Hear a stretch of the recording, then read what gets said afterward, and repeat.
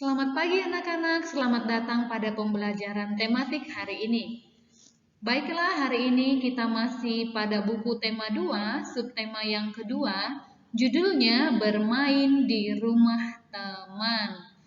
Nah, anak-anak, hari ini kita akan belajar dari pembelajaran 1 dan 2. Baiklah, seperti biasa sebelum mulai belajar, anak-anak jangan lupa berdoa terlebih dahulu ya. Setelah berdoa, lalu lanjutkan kembali untuk slide berikutnya. Apa yang akan kita pelajari hari ini? Yang pertama kita akan belajar cara memetik jambu, kemudian menyelesaikan soal cerita, menjawab pertanyaan berdasarkan teks, mempelajari tentang benda padat, dan sikap menunjukkan mematuhi aturan. Kemudian kita akan membaca teks percakapan. Baiklah anak-anak, langsung saja buka buku halaman 54. Ya, Ibu ulangi halaman 54. Perhatikan gambar berikut. Benny dan teman-teman bermain di rumah Udin. Di rumah Udin ada pohon jambu yang sedang berbuah. Mereka memetik jambu bersama-sama. Setelah itu, mereka bermain lingkaran simpai. Permainan apa yang sedang dilakukan Benny dan teman-teman? Nah, mereka sedang bermain lingkaran simpai. Anak-anak ibu, pernah nggak kamu bermain simpai? Nah, kalau pernah, gimana? Asyik kan mainnya, tetapi perlu diperhatikan. Ketika bermain, kita tidak boleh berebutan dan harus hati-hati. Ya, kita lanjutkan. Amatilah gambar berikut ini. Nah, lagi ngapain ya mereka? Ternyata Benny datang ke rumah Udin bersama Edo, Siti, dan Lani. Mereka memetik jambu bersama. Mereka bermain dengan riang. Ya, perhatikan mereka sedang memetik jambu. Kita baca teks pada halaman 56. Memetik jambu di rumah Udin. Ibu akan bacakan, anak-anak boleh membaca dan mengikutinya di rumah. Pohon jambu di rumah Udin sedang berbuah. Udin mengajak Benny dan teman-teman untuk bermain di rumahnya. Mereka memetik jambu yang tumbuh di depan rumah. Buahnya sangat banyak. Udin dengan semangat memanjat pohon jambu. Benny memetik jambu dengan menggunakan galah. Lani memetik jambu yang buahnya tidak terlalu tinggi. Sementara Edo dan Siti mengumpulkan buah jambu yang sudah dipetik. Mereka bermain dengan riang dan gembira. Wah, asik sekali ya permainan mereka. Nah, dari teks yang sudah kita baca, kita akan menjawab pertanyaan. Jawablah pertanyaan berikut berdasarkan teks yang dibacakan. 1. Apa yang dilakukan Benny dan teman-teman? Ayo, lagi ngapain tadi mereka? Ya, mereka sedang bermain dan memetik jambu. Nomor 2. Siapa saja yang ikut bermain di rumah Udin? Iya, ada Udin, Benny, Lani, Edo, dan Siti. Lalu, di mana Benny dan teman-teman memetik jambu? Di rumah siapa tadi? Iya, di rumah Udin. Nah, nomor 4. Bagaimana cara Benny dan teman-teman memetik jambu? Udin memanjat pohon, Benny menggunakan galah. Apa yang digunakan Benny untuk memetik jambu? Yaitu galah. Nah, gampang sekali ya. Nah, tadi itu si Benny memetik 7 buah jambu. Si Udin memetik 7 buah jambu. Lani juga memetik 7 buah jambu. Semua jambu yang telah dipetik dikumpulkan oleh Edo dan Siti. Jambu tersebut dimasukkan ke dalam keranjang. Berapa jumlah jambu yang ada di dalam keranjang? Nah, anak-anak perhatikan ya, kita rincikan dulu. Benny, Udin, Lani masing-masing memetik 7 buah, 7 buah, 7 buah.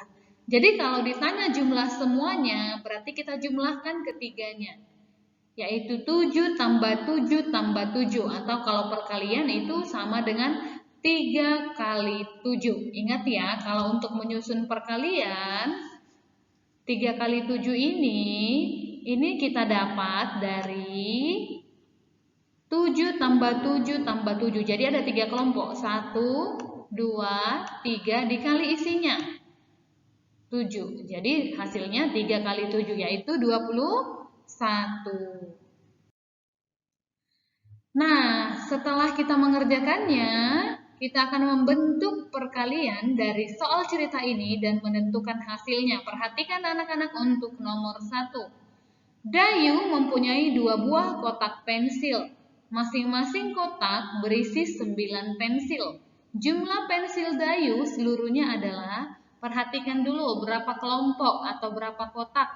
Ada 2 ya, ada 2 kotak. Ini.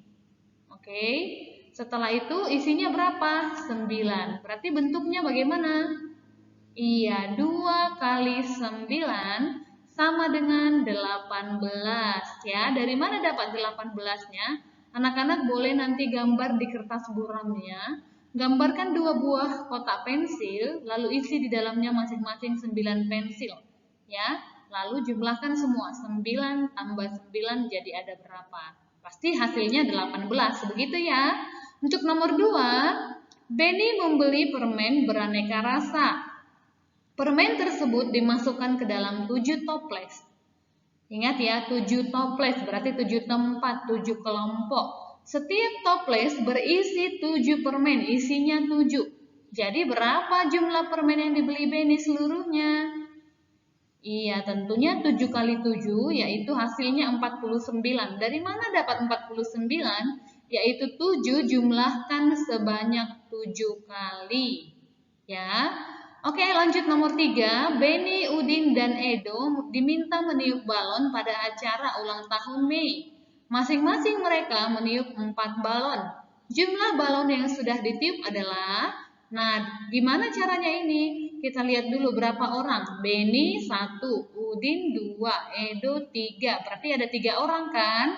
Masing-masing meniup berapa balon? 4. Berarti 3 orang kali 4 balon, berarti 3 kali 4, yaitu 12 ya nak. Nah, kita lanjutkan. Nomor 4, di atas meja diletakkan 3 tumpuk buku. 3 tumpuk, berarti 3 kelompok ya. Masing-masing tumpukan terdiri atas 8. Nah, ini isinya 8. Berarti bentuk perkaliannya bagaimana? Yaitu 3 dikali 8 sama dengan 24. Kamu dapat menjumlahkan berulang ya. 8 tambah 8 tambah 8. Kemudian nomor 5, Lani, Mei, Siti, dan Dayu berencana bermain boneka bersama. Masing-masing mereka membawa 2 boneka. Jumlah boneka seluruhnya adalah, hitung dulu jumlah orangnya. Lani 1, Mei 2, Siti 3, Dayu 4. Berarti 4 orang kan? Masing-masing bawa 2, berarti 4 kali 2. Hasilnya adalah 8 atau 2 tambah 2 tambah 2 tambah 2 ya. Nah, itulah anak-anak untuk jawaban soal cerita yang ada pada halaman 60 dan 61. Baik, kita lanjutkan ke pembelajaran 2. Amatilah gambar di bawah ini. Ketika sedang asik memetik jambu, Dayu dan Mei datang. Mereka bergabung bersama Benny dan teman-teman. Mereka memakan jambu bersama-sama. Setelah itu mereka bermain lingkaran simpai. Nah, ini dia ya gambarnya. Perhatikanlah gambar berikut. Nah, anak-anak, kalau kamu punya simpai di rumah nanti boleh coba ya. Tapi kalau tidak punya, tidak perlu ya. Oke, kita lanjutkan dari gambar ini. Perhatikan ya nak. Pada gambar yang pertama, bagaimana mereka, dan gambar yang kedua, bagaimana yang mana yang rukun ya. Sekarang kita lihat. Apa yang digunakan Benny dan teman-teman dalam bermain lingkaran simpai? Tentunya simpai ya. Benda apa yang digunakan Benny dan teman-teman dalam memetik jambu? Benda apa tadi? Galah ya kan? Bagaimana bentuk benda-benda tersebut? Galahnya tadi bentuknya adalah panjang. Bagaimana wujudnya? Wujudnya padat, cair, atau gas? Kalau Galah itu adalah benda berwujud padat. Nah, dari mana kita tahu berwujud padat? Simpai juga berwujud padat. Nah, supaya tahu kita baca dulu teks berikut ini. Benda padat. Benda padat banyak terdapat di sekitar kita. Benda padat mempunyai bentuk tetap. Ukuran benda padat juga tetap. Contoh benda padat adalah simpai. Jika dipindahkan dari meja ke lantai, bentuk dan ukuran simpai tidak akan berubah. Jika simpai dipindahkan lagi ke lemari, bentuk dan ukurannya juga tidak akan berubah. Apapun dipindahkan ke berbagai tempat, bentuk dan ukuran benda padat akan selalu tetap. Nah, itu dia anak-anak tentang wujud benda yang barusan kita bicarakan ya. Benda padat itu yang perlu diingat adalah dia mempunyai bentuk yang tetap, ya.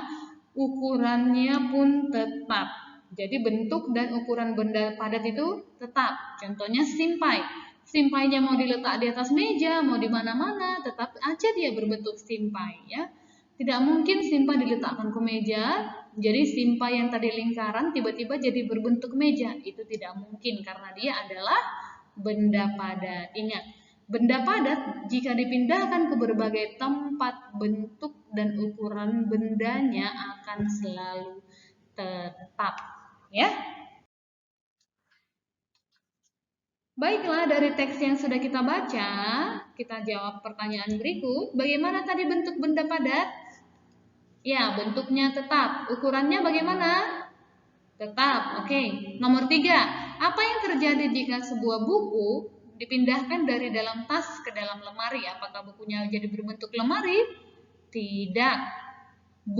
Bentuk bukunya tidak akan berubah. Lalu nomor 4, bagaimana bentuk buku tersebut setelah dipindahkan? Bentuknya tidak akan berubah atau tetap. Nah, apa kesimpulanmu? Ukuran benda padat akan selalu tetap. Berarti buku adalah benda padat. Karena dia dipindahkan pun, dia akan tetap berbentuk buku ya. Amatilah benda-benda berikut di rumahmu. Mana yang termasuk benda padat? Ayo kita jawab bersama ya. Nah, kursi. Kursi itu benda padat atau bukan benda padat? Iya, kursi itu adalah benda padat, sama dengan meja. Kalau minyak gimana? Iya, pintar. Minyak itu bukan benda padat, karena kalau kita masukkan ke botol, dia akan berbentuk botol ya, bentuknya berubah. Kalau vasnya, vas bunganya, itu adalah benda padat, karena dia akan selalu berbentuk vas bunga.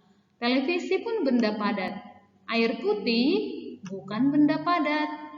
Piring benda padat. Sama seperti gelas, sendok, dan penggaris. Ya, jadi yang benda padat ini kalau dipindah-pindahkan kemanapun dia tidak akan berubah bentuknya. Begitu maksudnya ya nak. Oke, kita lanjut. Nah, sekarang berikanlah tanda centang pada sikap yang menunjukkan mematuhi aturan dan tanda silang untuk sikap yang tidak menunjukkan mematuhi aturan. Perhatikan sikapnya yang pertama. Memasuki kamar pribadi orang lain tanpa izin. Ini sopan atau enggak sih? Enggak kan? Berarti ini tidak menunjukkan mematuhi aturan. Jadi kita kasih tanda silang ya. Kemudian, mengetuk pintu dan mengucapkan salam ketika datang. Ini adalah sikap mematuhi aturan. Kemudian, tidak mengambil barang sembarangan. Iya, betul ya. Kemudian, memakan dan meminum sesuatu tanpa izin. Anak-anak boleh nggak seperti itu? Tidak boleh. Jadi itu tidak mematuhi aturan. Kita harus membiasakan meminta izin sebelum memakan atau meminum sesuatu, ya. Tidak membuang sampah sembarangan. Ya, betul. Nah, jadi seperti ini jawabannya ya. Di sini ada teks percakapan, nanti kamu boleh baca di rumah ya.